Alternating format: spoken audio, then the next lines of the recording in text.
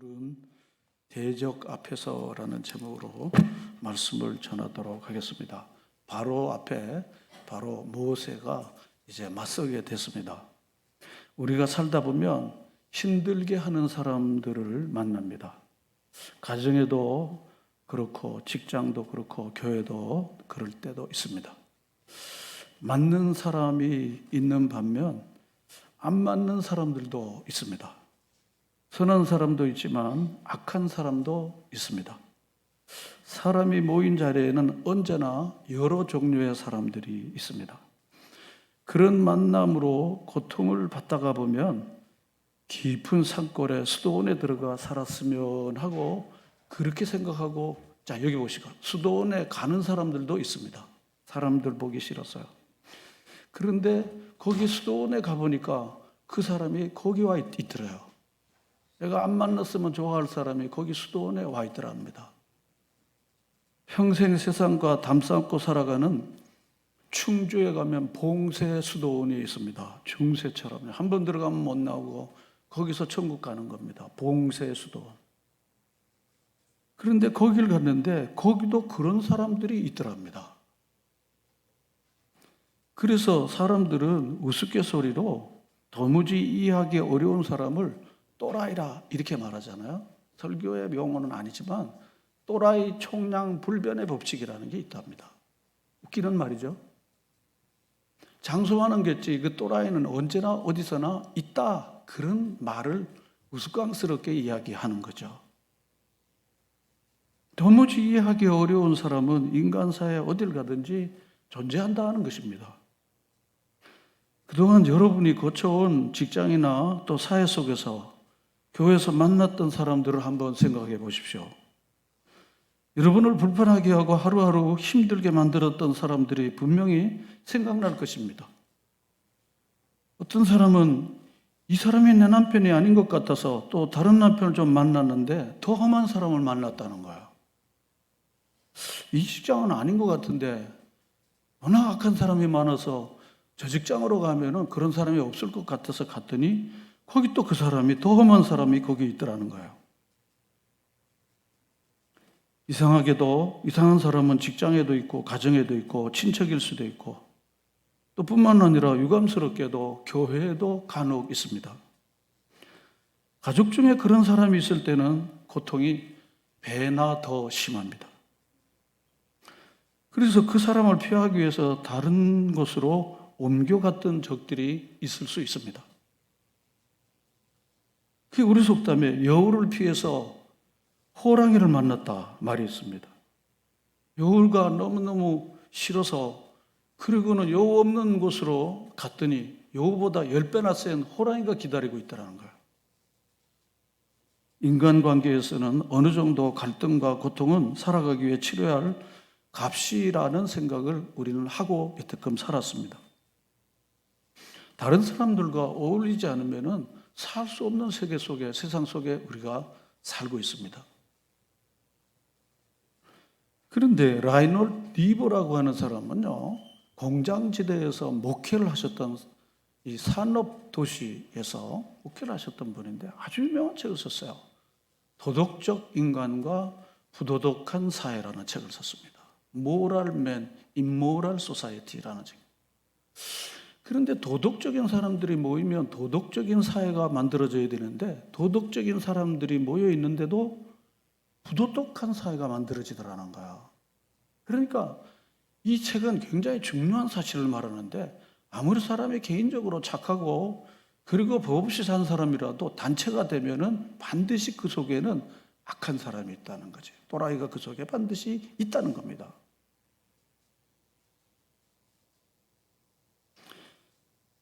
그런데 이런 사람들은 내면을 한번 살펴보면 어린 시절에 사랑받지 못하고 적당한 훈육을 받지 못한 경우가 많이 있다는 것을 많은 결과를 통해서 이야기를 해주고 있습니다. 그래서 이런 사람들을 미워해갖고 공격해갖고 해결돼야 할 문제는 아닙니다. 사랑 결핍, 관심 결핍, 인정 결핍, 자존감 빈약 이런 것들로부터 오는 것이기 때문에 많이 품고 안아줘야 된다고 하는 사실을 우리는 이미 잘 알고 있습니다. 그럼에도 불구하고 한계를, 우리 인간이 갖는 한계를 넘어서니까 그를 용납할 수가 없어서 그를 내치게 되는 경우들이 많이 있게 되죠. 그리고는 마음속에 우려가 생기는 거야. 저렇게 가다가는 끝이 어떻게 되지? 지난 시간에 바로를 통해서 우리가 봤습니다. 저렇게 하면 안 되는데 왜 저렇게 완강하지? 저렇게 하면 어떻게 하지? 이 바로를 통해서 이미 악인들의 종말이 어떠한지를 우리가 알기 때문에 굉장히 마음의 근심과 걱정이 되는 거야. 당하면서도 저렇게 살면 안 되는데 그리고 아무개도 저쪽 경우에도 불행하게 맞춰버렸는데, 이런 경우들을 우리가 보면서 마음이 안타까우면서 어찌하여야지 하는 것이 우리 가슴인 경우들이 많이 있습니다. 우리는 이 세상에 사는 동안은 죄인들의 공동체인 교회도 그렇고, 그리고 죄인들이 모여있는 이 사회 속에서 반드시 이와 같은 것들을 일상적으로 경험하며 살 수밖에 없지 않나, 그렇게 생각하게 됩니다. 내가 아무리 착하고 내가 아무리 좋은 마음을 가지고 산다 할지라도 주변은 내 마음 같지 않기 때문에 그렇습니다. 그래서 이 모세가 바로와 대면하고 바로와 맞서는 이 상황, 도저히 바로는 오늘 제가 말씀드렸던 걸로 말하면 또라이입니다. 한 번도 아니고 10번 자기 백성들이 이제 다 이 이집트가 다 망한 줄 왕은 왜 이렇게 모르십니까? 그러니까 자기 자신이 만행을 저지르고도 자기 스스로의 각성이 전혀 없는 사람이 바로입니다. 자기 옳음과 자기 변명에만 급급하지, 오늘 본문에도 8.15입니다. 출애굽기 8장 15절. 잠깐 말씀 볼까요? 그러나 바로가 숨을 쉴 수 있게 됨을 보았을 때 그의 마음을 완강하게 하여. 잠깐 미안해, 잘못했어, 다시 안 그럴게. 그렇지만 숨만 조금 돌아 쉴 때 되면 다시 옛날로 0.1초 만에 돌아가는 주변의 사람들을, 심지어 가족들을 볼 때 마음이 무너지는 경우가 많습니다. 저는 이런 상담을 받을 때마다 안 바뀌어질 거니까 결단하시라, 제가 이렇게 목사 같지 않는 조언을, 상담을 해줍니다. 안 바뀔 거니까 결단을 하시라고. 이것은 성경이 아니고 저의 주관적인 오래된 경험입니다. 안 바뀔 거니까 결단하시라고. 계속 매맞으려면 계속 붙들려 있어도 된다. 물론 인간관계에 문제가 생겼을 때 가장 먼저 할 일은 하나님 앞에서 자기 자신을 돌아보는 일이 매우 중요한 일입니다. 우리는 모든 문제를 다룰 때 나는 옳고 상대방이 틀렸다고.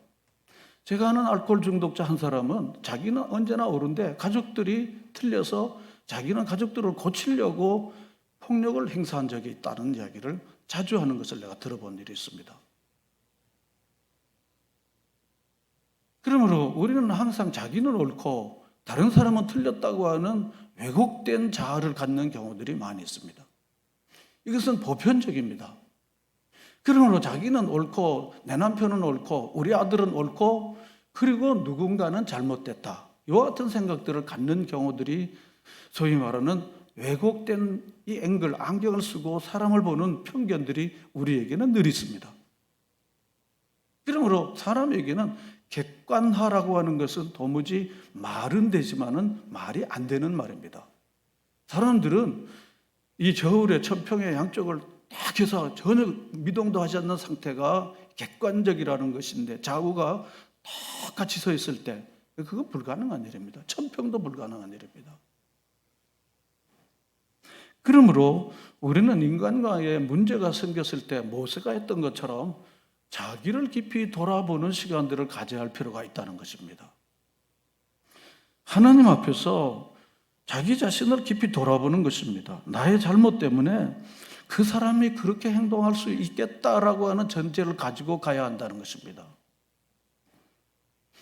그렇게 자기들을 정직하게 성찰하고 회개해도 상대방이 전혀 변화되지 않았을 때에는 내 문제라기보다는 상대방의 문제가 더 많을 수 있을 것입니다. 정신과 전문의인 윤대현 교수님이 이런 말을 했습니다. 내가 속한 공동체가 10명이라고 있다면, 10명이 있다면 아무리 내가 모든 사람에게 잘 하려고 노력해도 그 중에 2명은 무조건 나를 반대할 것이다. 그리고 7명은 나에게 잘하든 못하든 관심이 없을 것이다. 그 중에 1명이 내가 부단히 노력하고 좋은 일 하는 것에 대해서 칭찬할 것이다. 저는 이 자료를 보면서 맞아. That's right. 제가 그랬습니다. 사람은 그렇습니다. 자기 이익과 관계되지 않는 일에 대해서 뭐 박수를 보내거나 그것을 뭐 대놓고 뭐 그렇게 하지 않습니다. 그런가 봐. 요즘 말하면 그런가 봐. 이렇게 하는 거죠. 더군다나 오늘날 이 콘크리트 시대에 타인과의 단절의 시대에 누군가에게 그렇게 관심을 기울이는 것은 어색한 일이고 코로나가 와서 더 많은 벽이 생기게 됐습니다. 그래서 무관심이 상책이라는 거지. 괜히 관심을 가졌다가는 상대방에게 오해를 살 수 있으니까. 밥 하나 먹을까요? 저 사람은 어떻게 이런 때 나한테 밥 먹으라고 그러지? 뭐 이런 식이 되는 겁니다.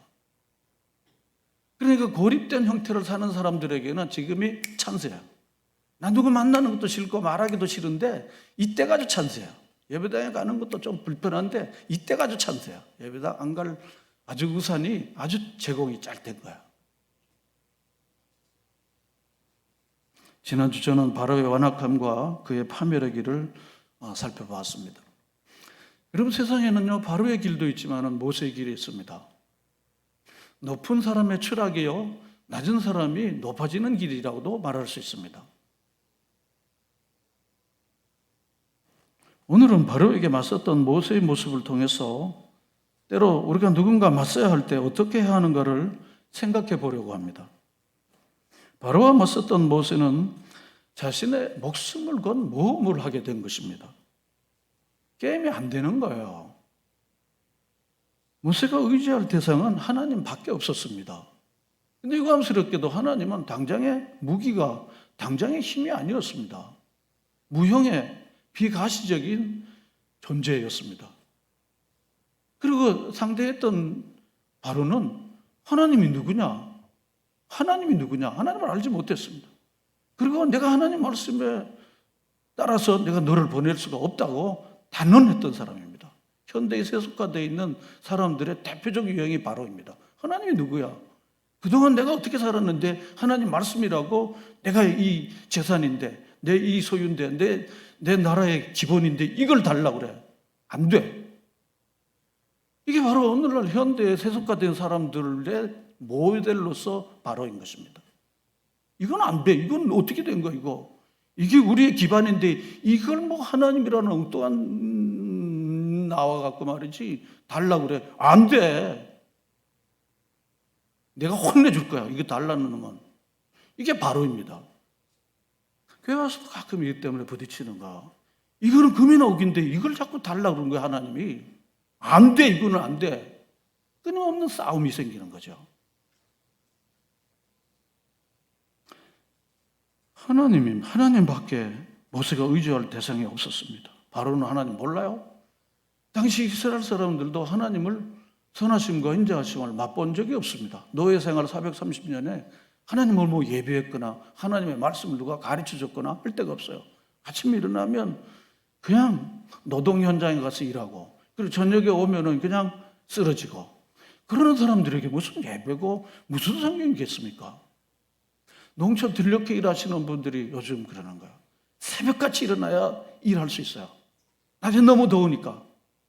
그러니까 새벽같이 일어나가고 농촌 그 들녘에 가서 다 일하고요. 너무 뜨거워지면은 얼른 집에 와갖고 좀 있다가 그러고는 볕이 좀 낮아지면은 또 들녘에 가갖고 그리고 일하고 그러고는 저녁 먹든 말든 하고는 쓰러지고 이것이 바로 농촌 들녘에 일하시는 분들의 삶인 것 같더라고요.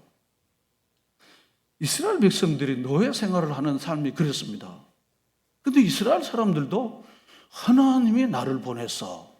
그 하나님 누구야? 이 바로는 더군다나 하나님 난 몰라. 하나님이 뭘 그렇게 난 못 보내. 이런 상황 가운데 모세는 이제 바로와 대결하는데 유일하게 믿을 수 있는 하나의 기댈 수 있는 그 의지처는 바로 하나님 밖에 없었습니다.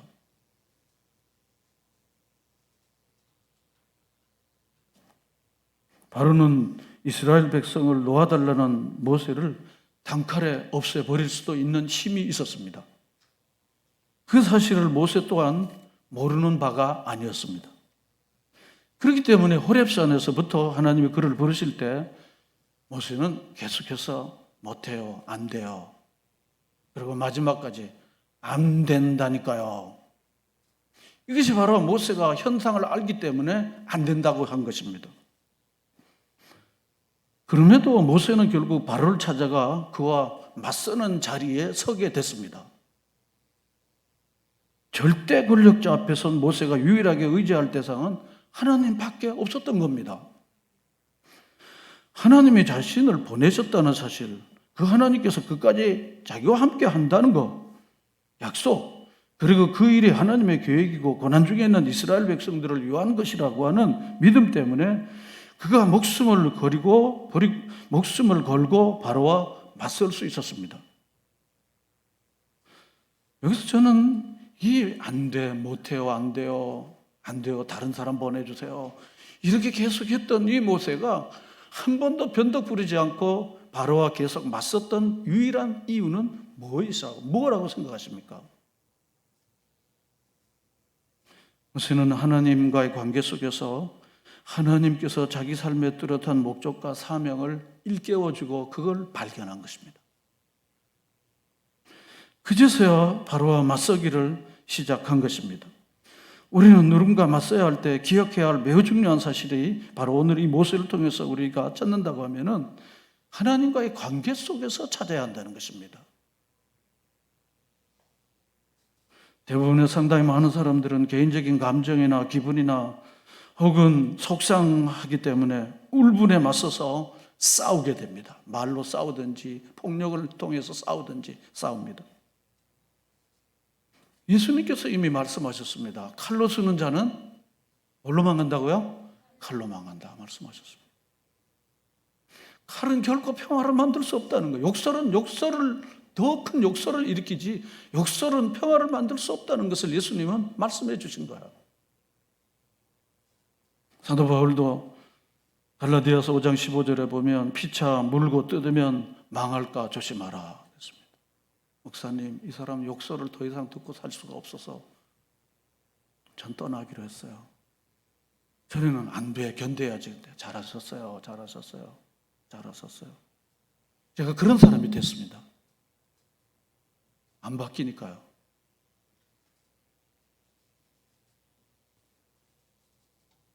로마서 12장에도 보면요, 악에게 지지 말고 선으로 악을 이기라.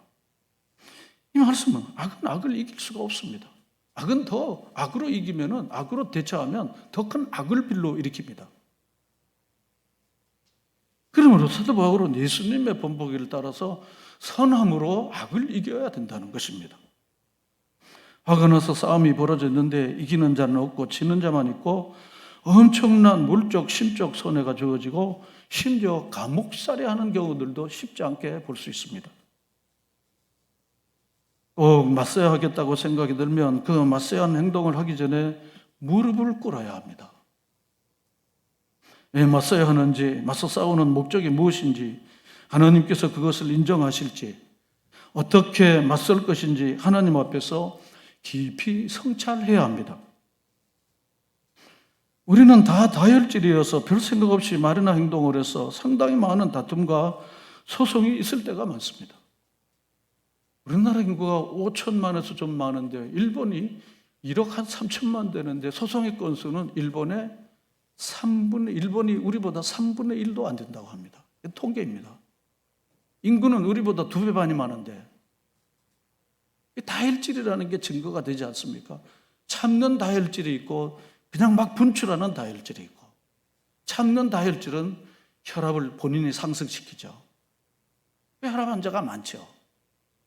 젊은 사람도 혈압약 먹는 사람들이 많은 경우가, 물론 유전적인 것도 있겠지만은 대부분은 여기가 아닌가 생각이 되는 거예요. 억울함이나 혈기나 기분 나쁨 이런 것들로 우리가 맞서게 되면 분명히 싸움이 되고, 그리고 그동안 내가 세워졌던 내 인격이 한순간에 무너지고, 그리고 하나님은 우리가 이렇게 되기를 원하지 않습니다. 누군가가 자신에게 대하여 악하게 했을 때 우리는 그 사람에게 일관되게 너그럽게 대하고 선대했다면 마지막 때 주님께서 우리를 얼마나 이쁘게 여기실까요? 산상수훈을 실천하고 로마서 12장을 실천한 너는 내 사람이구나 라고 말하지 않겠습니까? 근데 악은 악으로, 그리고는 선은 선으로, 악은 악으로 한 사람들에게 주님께서 무슨 상을 줄 거리가 우리에게 있겠습니까? 악을 행하는 자들에게도 우리가 그에게 뭔가 선으로 행할 수 있다고 하면 주님께서 너는 내 아들이다, 너는 내 딸이구나 라고 주님이 말씀하시지 않겠습니까?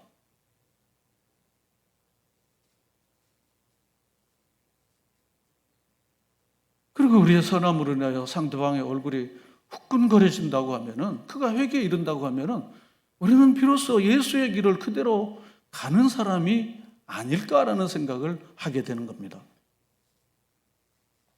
불의를 바로잡고 더 많은 피해를 방지하기 위해서라면 하나님께서 허락하실 수 있는 한에서 우리가 구체적으로 치밀하게 행동해야 합니다.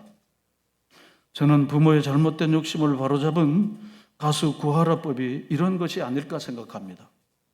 자녀를 낳고 내버린 어머니가 어느 날 나타나서 자녀 유산을 받아가는 것입니다. 자녀 세대가 부모의 욕망을 멈추게 한 것입니다. 우리가 이러한 일들이 우리 주변에서 볼 수 있죠. 드라마 이야기입니다. 주인공은 착한 가장입니다. 가출한 아내가 이혼 소송을 제기했는데 주인공은 바로 이혼을 거부합니다. 그러나 아빠가 무능한 사람, 나쁜 사람이라고 엄마에게 세뇌된 세 딸은 이 아빠를 격렬하게 공격합니다. 아내가 이혼 소송을 제기한 이유가 동거하는 남자 때문이라고 밝히기만 하면 억울함을 벗는데 딸들이 엄마에 대한 존경심을 잃을까 봐 아버지는 이 사실을 말하지 않고 공격을 참고 기다립니다. 이처럼 변명 않고 무조건 참는 것이 진정한 착한 것일까라고 하는 의문을 제가 갖게 됩니다. 아마 이 이야기를 들어본 분들이 많이 있을 것입니다. 오래전 어떤 시골교회 목사님 이야기입니다. 동네 사는 처녀가 아기를 안고 나타나서 목사님 아기라고 하며 목사님 품에 안겨주고는 그리고 가버렸습니다. 이 소문이 퍼지면서 목사가 불륜을 저질렀다며 많은 교인들이 떠났고 교회는 풍비박산이 되었습니다. 그러나 목사님은 자신의 무고함을 하나님께서 풀어주실 것을 믿으며 한마디도 변명도 하지 않고 묵묵히 아기를 키웠습니다. 몇 년 후 그 여성은 회개하고 찾아와 아기 아버지가 목사님이 아니라고 밝혀서 마침내 목사님은 누명을 벗게 되었습니다. 하나님만 의지하고 변명을 하지 않았던 이 목사님은 많은 사람들이 칭찬하는 일화로 우리가 많이 소개되고 알려져 있습니다. 그런데 이게 과연 하나님께 칭찬받을 만한 일인가라는 데서 저는 문제를 던지는 겁니다. 침묵의 결과로 상처 입은 많은 사람들은 어떻게 되고 무너져버린 교회는 누가 책임질 것인지 의문이 생기는 것입니다. 이미 많은 사람들은 그로 인하여 믿음에서 떠나고 교회는 다 무너지고 그리고 상당히 주에 대한 교회에 대한 신뢰는 바닥에 떨어지게 됐고 회복 불가능 상태에 된 것입니다. 하나님이 내 마음을 아시죠. 주님이 아시죠. 목사님은 그렇게 해갖고 결국은 드러났지만은 교회는 다시 회복되지 않고 그분들은 돌아오지 않았습니다. 무고함에도 불구하고. 저는 여러분이나 저나 누구든지 억울하게 공격을 당할 때 맞대응한다든지 법정 고소를 하는 것은 삼가야겠지만은 그렇다고 무조건 침묵 가운데 참는 것은 옳지 않다고 생각합니다. 최소한 한 번은 혹은 두 번은 사실을 밝히고 해명을 해야 한다고 생각합니다. 대적하는 사람을 설득하기 위해서가 아닙니다. 왜냐하면 그런 사람들은 어차피 생각을 안 바꾸기 때문입니다. 목사를 믿는 사람에게 신뢰의 근거를 제공해 주기 위해서입니다. 침묵하며 예수님께서 억울함을 풀어주시기를 기다리는 것은 그 후 나중에 온다고 생각합니다.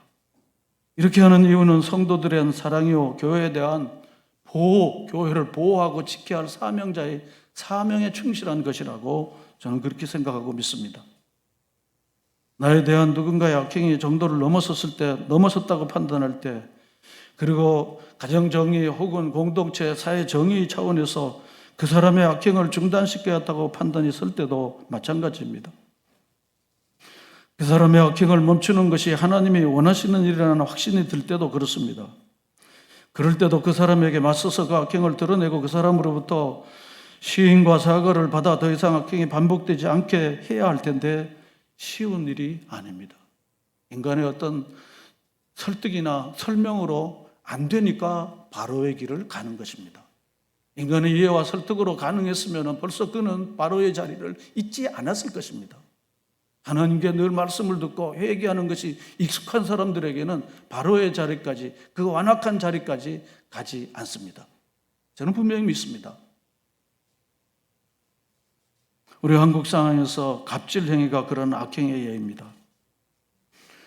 이미 지금 우리 기억 속에 남아있는 아파트 입주민이 그 관리원에 대한 갑질, 자살로 이어지는 얼마나 무참한 만행인지 알 수 없습니다. 우리는 누군가와 맞서 싸우는 것 자체가 어렵고 고통스러운 일입니다. 그중에 어떤 사람은 맞서 싸울 때 오히려 엔돌핀이 솟아나기도 한다고 합니다. 왜냐하면 어릴 때부터 누군가 싸우는 것이 삶의 습관이 되었기 때문에 그것은 아싸가 되는 경우들도 있습니다. 그러나 보통 사람은 누군가 맞서는 것을 상상만 해도 혈압이 오르고 심박이 빨라집니다. 그뿐 아니라 맞서야 하는 대상이 나보다 강한 사람일 경우에는 두려움이 밀려옵니다.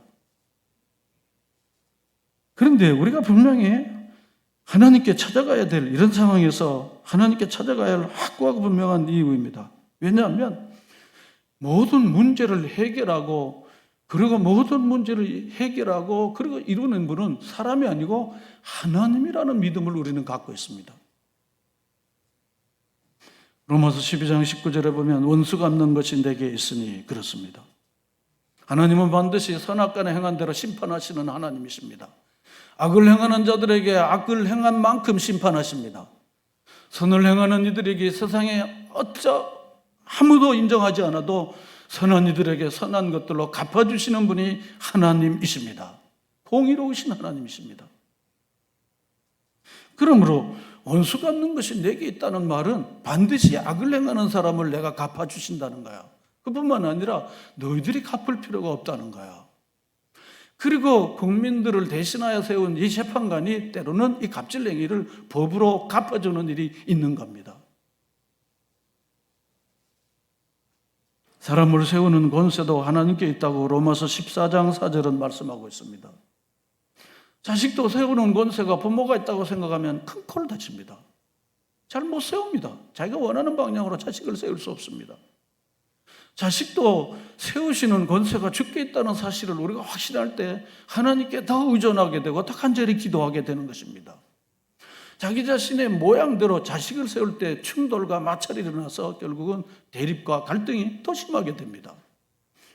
지금 우리는 바깥 전쟁도 심하지만 가정 안에 소위 세대 간의 갈등 전쟁이 얼마나 심한지 모릅니다. 세우시는 권세가 주께 있는 것을 우리는 깨달아야 합니다. 하나님이 우리 자녀들을 세워주실 거다. 비록 내게 맡겼지만 세우시는 권세는 내게 있지 않고 하나님께 있다는 이 분명한 확신을 여러분들이 다 가지시기를 바랍니다. 매우 중요한 일입니다. 사실 인간은 아무리 재판관이라도 현명한 재판을 다 할 수가 없습니다. 사람은 대부분 주관이 있고 확신이 있고 편견도 있고 양심의 차이도 있습니다. 2020년 7월 9일 박원순 시장의 자살을 보는 눈을 보십시오. 성추행이 그 원인이었다는 것을 많이 다 알고 있습니다. 그런데 얼마나 많은 사람들이 이 일에 대하여 지가끔 얼마나 각각의 의견들이 다 있습니다. 성추행범을 국민의 세금으로 장례를 치는 것은 합당치 않다. 그분의 공은 과보다 더 크니까 해야 된다. 얼마나 논쟁이 심한지 모릅니다. 지금도 그 문제를 아마 여러분들이 속해나 남자들끼리 혹은 여자들끼리 모여서 하면 막 충돌이 일어날 겁니다. 얘기를 안 하니까 그렇죠. 당시에 백선엽 장군에 대한 이야기도 마찬가지 아니겠습니까? 그는 독립군을 토벌한 일본군 장교였습니다. 그런데 6.25 전쟁 때 사단장으로 6.25 전쟁을 그래도 승리하는데 아주 중요한 역할을 해서 국립묘지에 안장했는데 그는 친일주의자로 독립군을 타격한 사람이라 국립묘지에서 빼야 된다. 그는 공보다 과가 공이 과보다 크니까 둬야 된다. 얼마나 차후에 얼마나 심한 대립이 있는 걸 우리가 지금도 아마 그 얘기를 하면 마찬가지. 같은 연장선상에서 독립군 독립투사로서 일본군과 전투를 벌였던 김원봉에 대한 이야기를 한번 하지 않습니까? 그럼 월북해갖고 6.25 전쟁 때 전쟁의 진두지휘를 이 공산화의 진두지휘를 한 사람이 김원봉이라는 우리가 알고 있습니다. 근데 우리 대통령은 이 김원봉이가 우리 국군의 시조라고 그를 충성해야 된다고 하는 이야기를 들으면서 옹호하는 사람도 있지만은 저건 아닌데 제가 이야기를 하는 것은 얼마나 많은 사람들이 각각의 의견이 각각 다르다는 것입니다. 그러므로 인간은 누군가를 재판하거나 누군가를 정죄할 만한 그런 형편이 안 된다고 하는 것입니다. 그래서 윤리적으로나 도덕적으로 분명히 금지되어 있는 십계명에 어긋나는 것이라고 하면은 그것은 분명히 언급할 수 있지만 그러나 개인의 생각과 견해에 따라서 다양한 의견을 가지고 있는 사람들이 사는 이곳에서 획일화되어 있는 사고를 우리가 주입하거나 가르치지 않는 우리 자유민주사회에서 그러므로 모든 결정권이 모든 판단이 사람에게 있지 않고 하나님께 있고 하나님 말씀만이 우리의 신앙과 실행에 유일하고 무일한 표준이라는 확신을 가지고 말씀에 귀착해서 말씀이 우리에게 말하는 대로 살아갈 수 있도록 끊임없이 추구하는 자가 돼야 된다는 것을 제가 말씀드리는 겁니다. 서로 의견이 각각 달라요. 따라서 우리는 서로의 차이를 인정하고 협의할 수 있고 타협점을 찾아야 합니다. 그런데 우리는 말 나오는 대로 말해서 우리가 대화와 타협이 잘 안 되는 경우가 많습니다. 더군다나 자기 의견이 강한 사람일수록 성질을 내면서 말하게 돼서 결국은 싸우게 되는 경우들도 적지 않게 많이 볼 수 있습니다. 급할수록 천천히 말하는 것도 그리고 그렇게 말함으로써 적절하게 대화 타협을 이끌어 나가는 연습은 우리에게는 잘 안 돼 있습니다. 빨리빨리 문화에 익숙한 우리에게는. 다시 오늘 말씀으로 가면 바로는 자유의지를 가지고 잘못된 악한 선택을 계속해서 했습니다. 숨 쉴 여지만 되면은 조금만 마음의 여유가 생기면 형편이 조금만 나아지면은 옛날로 또 돌아가갖고 옛날의 악행을 또 하는 겁니다. 바리로입니다. 본문 15절에 보면 그러나 바로가 숨을 쉴 수 있게 됨을 보았을 때는 그의 마음을 완악하게 하여 그들의 말을 듣지 아니하였으니 그랬습니다. 바로 이게 오늘 말씀인 것입니다. 하나님은 보이지 않고 사리 분별은 제대로 하지 못하고 그런 것입니다. 지난주에 말씀드린 것처럼 신하들이 안타까워서 왕이시여 아직도 이집트가 망한 줄을 모르고 계십니까? 출애굽기 10장 7절 말씀입니다. 바로가 자신의 욕망과 죄악에 씌워서 분별력을 완전히 잃어버렸다는 사실을 신하들은 알고 있었습니다. 원래 미치광이 짓을 하는 이 또라이들은 자기 자신이 미치광이 짓을 하고 있다는 사실을 모른다는 것이 이게 문제인가요? 모른다는 것이 문제입니다. 주변 사람들은 다 이래서는 안 된다고 통고가 아파하지만은 본인은 모른다고 하는 사실입니다. 알면 그렇게 하지 않습니다. 회개하죠. 반성하죠.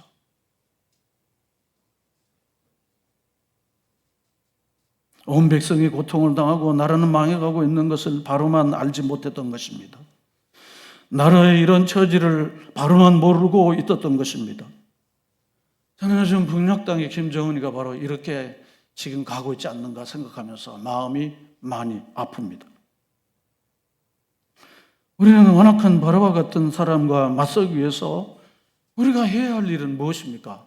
무릎을 꿇어야 합니다. 따라하겠습니다. 무릎을 꿇어야 합니다. 무릎을 꿇어야 합니다. 무릎을 꿇어야 합니다. 아니 무슨 생뚱맞은 일을 하나? 무슨 전략을 짜든지 힘을 규합하든지 무기를 수입하든지 이런 방법을 찾아야 되는데 무릎을 꿇어. 이 미친 거 아니야 이거. 하나님의 방법입니다. 출애굽기 34장 8절과 민수기 16장 4절을 보면 그렇게 혈기가 많아서 살인자 이력을 갖고 있었던 모세는 무릎을 꿇었습니다. 자기를 비난하고 공격하는 사람 앞에 맞대응하지 않고 그가 먼저 한 일은 무릎을 꿇었습니다. 민수기 16장 4절에도 그렇습니다. 출애굽기 34장 8절에도 이스라엘 백성들은 계속해서 모세를 고마워하지 않고 공격했습니다. 아무리 혜택을 많이 받아도 한 번만 서러우면 공격하는 것이 죄된 인간의 본성입니다. 아무리 은혜를 많이 받아도 은혜는 물에 쓰고 서운한 건 바윗돌에 써서 서운한 걸 끙하고 있다가 공격하는 것이 인간의 죄된 성향입니다. 바로는 이 자신은 이것을 이미 경험했기 때문에 그는 무릎을 꿇었습니다. 모세가 바로에게 처음 맞선 시점부터 출애굽하는 애굽을 벗어날 때까지 이야기를 자세히 읽어보면 모세는 바로 앞에 서다, 하나님 앞에 엎드리다, 이 두 가지를 반복한 거예요. 요즘 버전으로 뭡니까? 기도하고 맞서고 기도하고 맞서고 그랬던 것입니다. 이 기도가 빠졌더라면, 무릎이 빠졌더라면 하나님이 나를 부르셨고 하나님이 내게 오더를 주시는 걸 받지 못했을까요? 하나님이 나가서 말할 것들을 어떻게 말해야 될지, 어떻게 대응해야 할지를 받지 못했을 것입니다. 기도를 엑스트라로 생각하고 그냥 시간 많은 사람들이 소일거리로 생각하는 사람들이 혹 있을지 모릅니다. 마르틴 루터는 내가 너무 바빠서 3시간을 기도했다고 하는 말은 뭘 말할까요? 여러분, 바쁠수록 어려울수록 내 자신의 진모습을 발견하고 내가 어떻게 해야 될지 지혜이신 하나님 앞으로 기도하며 나아가시는 여러분이 되시기를 바랍니다.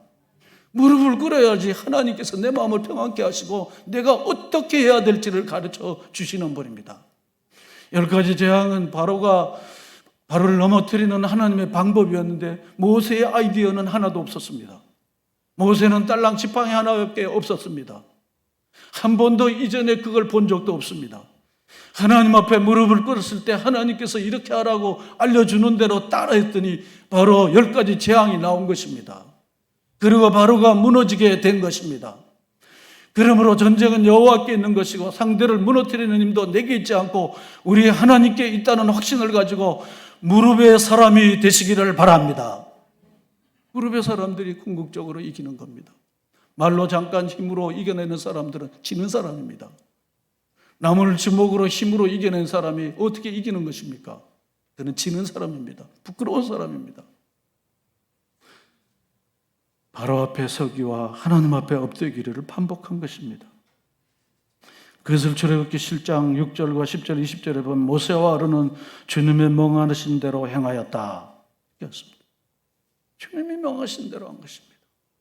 우리 하나님은 우리의 인생의 계획을 하시고 더 놀라운 계획을 가지시고 그리고 우리가 하나하나 할 때마다 알려주시는 분이십니다. 여러분 하루를 시작하면서 여러분 어떻게 시작하십니까?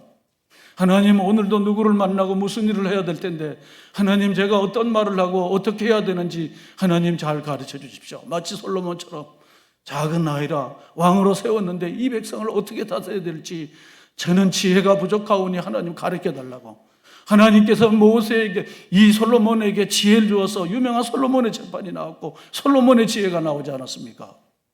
그러나 지혜의 근원이신 우리 하나님 앞에 겸손한 마음으로 오랫동안 엎드리는 성도 여러분이 되시기를 바랍니다. 어떤 분이 오늘날 교회 다니는 사람들이 너무 얄팍하다는 거야.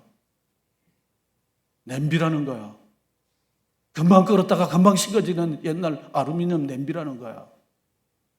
깊이 기도하지 않아서 그런 겁니다. 금방 좋아했다가 금방 실족해지는 거야. 이유가 무엇입니까? 깊이 기도하지 않는 거예요. 하나님의 마음으로 잘 채워지지 않는 것입니다. 앞서도 말씀드린 것처럼 모세는 살인 경력을 가진 다혈질의 사람인 거야.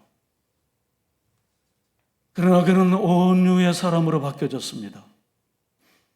아마 모세가 하나님 앞에 이렇게 푸념할 수도 있었을 것입니다. 하나님, 저 바로 같은 사람은 도저히 회복 불가능한데 한번 해치우시죠. 한번 해치우시죠. 저런 걸 놔두니까 백성들이 가면 갈수록 또 고통스러운데 해치워 버리십시오. 이렇게 모세가 건의를 하지 않았지 않습니까? 그의 광년의 이력으로 봐서는 그렇게 제안해도 될 것입니다. 한번 끝내시죠. 하지만 모세는 끝까지 자신의 감정을 개입시키지 않았습니다. 바로가 비록 하나님을 인정하지 않고 하나님의 뜻을 거역하고 있었지만 하나님은 그를 돌이키기 위해 참고 기다리고 인내하셨다는 사실을 모세는 알아차린 거야. 한 번도 아니고 두 번도 아니고 세 번도 아니고 네 번도 아니고 다섯 번도 아니고 여섯 번도 일곱 번이 유대인들에게는 끝이에요. 끝이에요. 그런데 일곱 번 끝 숫자도 넘어서 아홉 번, 여덟 번, 아홉 번, 열 번까지 간 거예요. 오랫동안 참고 기다리시는 하나님을 여기서 보여주고 있는 것입니다.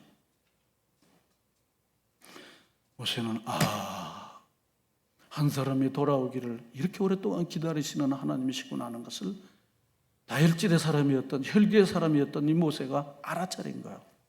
사랑하는 여러분, 하나님의 심정을 여러분들이 잘 알아차리는 여러분들이 되시기를 바랍니다. 그게 신앙입니다. 하나님의 마음은 이거였었구나. 하나님은 이렇게 내가 하기를 원하셨구나. 하나님이 이걸 내게 원하셨는데 여러분이 하나님의 마음이 여러분의 마음이 될 때까지 끊임없이 기도하면서 하나님의 마음이 내 마음이 되게 달라고 간절히 기도하시는 여러분이 되시기를 바랍니다. 이것이 바로 성숙한 신앙의 길입니다. 내 뜻을 바로 하나님 앞에 관철시키는 데 익숙했더라면 이제부터는 하나님의 뜻이 내 뜻으로 관철되기까지 끊임없이 투쟁하는 기도를 하는 것입니다.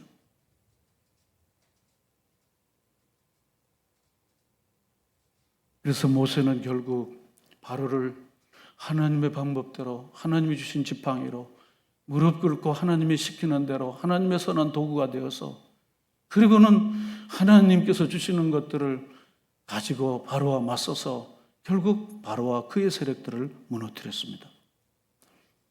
그래서 지금도 모세 부르는 것입니다. 모세를 통해서 우리는 누가 맞설 때 어떻게 해야 되는지를 우리에게 가르쳐 주는 것입니다.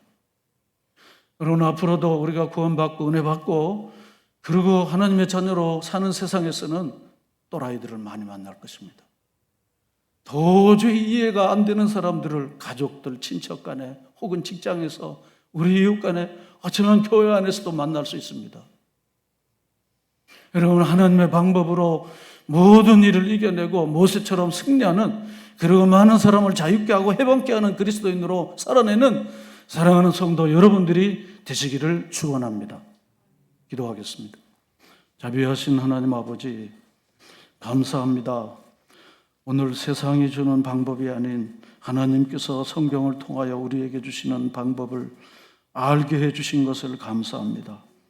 하나님 앞에 무릎을 꿇고 그리고 하나님의 뜻을 구하고 하나님이 나를 세워주신 것을 확신하고 그리고 나아갔었던 모세에게 하나님 결국 바로를 넘어뜨리고 자기 백성들을 예배해드리는 자유를 주시는 진정한 해방을 일으키는 출애굽의 대사명을 이루었던 모세의 태도를 오늘 우리가 잘 깨닫게 해주시고 하나님 참으로 어려운 사람들을 만났을 때 어떻게 우리가 주님 맞대야 하는지 하나님 주시는 이 교훈들을 마음속에 잘 새겨서 예수의 길을 살리는 길을 가는 귀한 주의 백성들로 살아가게 해 주시옵소서. 예수님의 이름으로 기도합니다. 아멘.